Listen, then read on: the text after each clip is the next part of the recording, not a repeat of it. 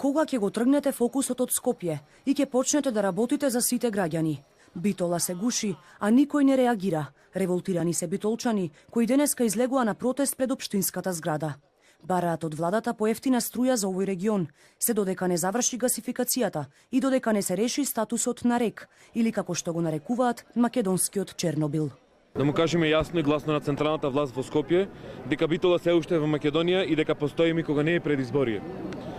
Време е да му покажеме дека Битола сака да живее.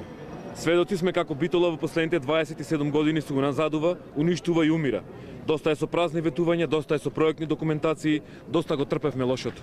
Битолчани подсетија и на црните статистики, по кои градот предничи по број на малигни заболувања, особено кај деца. Бројот на заболени од белодробен карцином е 2,5 пати поголем од оној на централно ниво. Бројот на заболени деца од малигни неоплазми секој ден се зголемува, а нивото на ПМ частичките во изминатиот период е континуирано над дозволената граница. Да кажеме дека не може веќе вака понатака и дека навистина сериозноста по заболувањето на децата, по бројот на децата кои се полни и во Скопје и во другите болници е висок и дека мора не само централната власт, туку и локалната самоуправа да преземе итни мерки, среднорочни и долгорочни, за да ги спаси децата. За иницијативата до централната власт позитивно гласа и представниците на Социјалдемократскиот сојуз, но денеска излегува со поинаков став.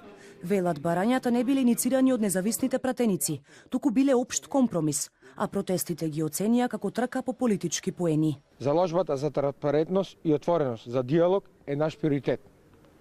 Заради тоа, секаков повик за протест е апсурден, лицемерен и единствено служи за политички публицитет на организаторот. Загадувањето не настана преку ноќ. Тоа е многу посериозен и покомплексен проблем од тоа што некој сака да го прикаже. Претходната иницијатива во Советот на општина Битола, во која се бараа нови законски регулативи за работата на РЕК, локалните власти ја отфрлија, со образложение дека не биле надлежни за тоа. Оваа иницијатива пак ја поддржаа, но и самите отворено велат дека тоа нема да ги реши проблемите во Битола. Од владата не дадоа став за барањата на битолчани. Не прецизираа рокови ниту од Министерството за животна средина на прашањето кога ќе се реконструираат клучните филтри во најголемата државна термоелектрана.